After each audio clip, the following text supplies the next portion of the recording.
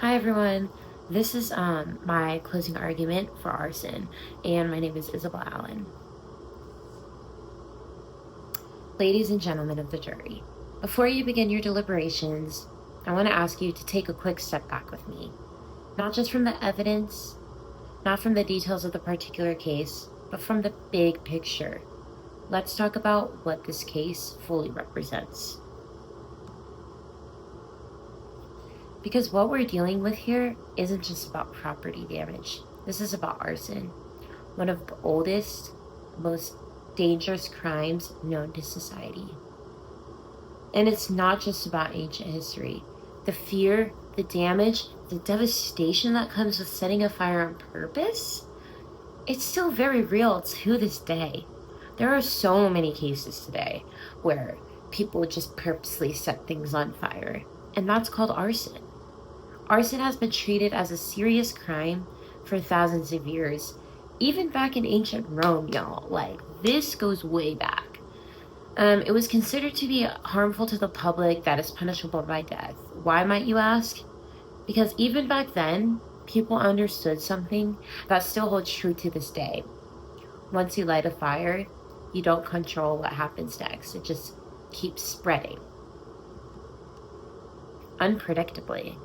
And they don't just destroy wood and brick. They destroy memories, livelihoods, dreams, and sometimes they even take away homes from families. They take away safety from neighborhoods, and sometimes they take away lives.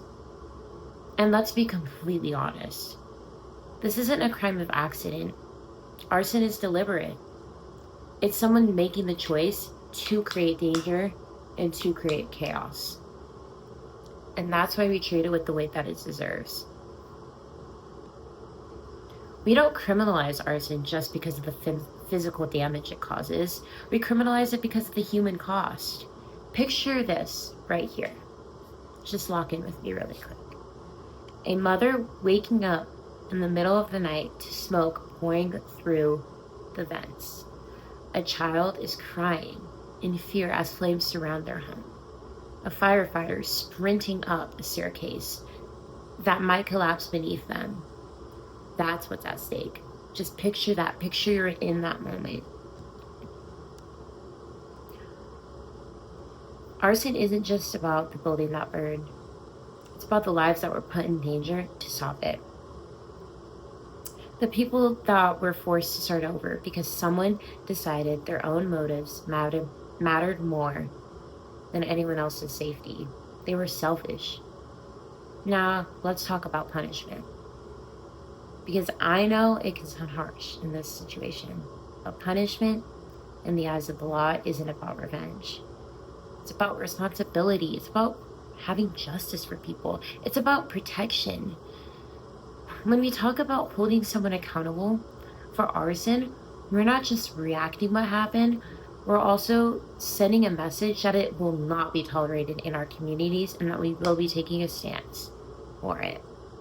Appropriate punishment for arson means consequences that match the severity of the risk. Jail time, fines, restitution to the victims. These are not just boxes to check.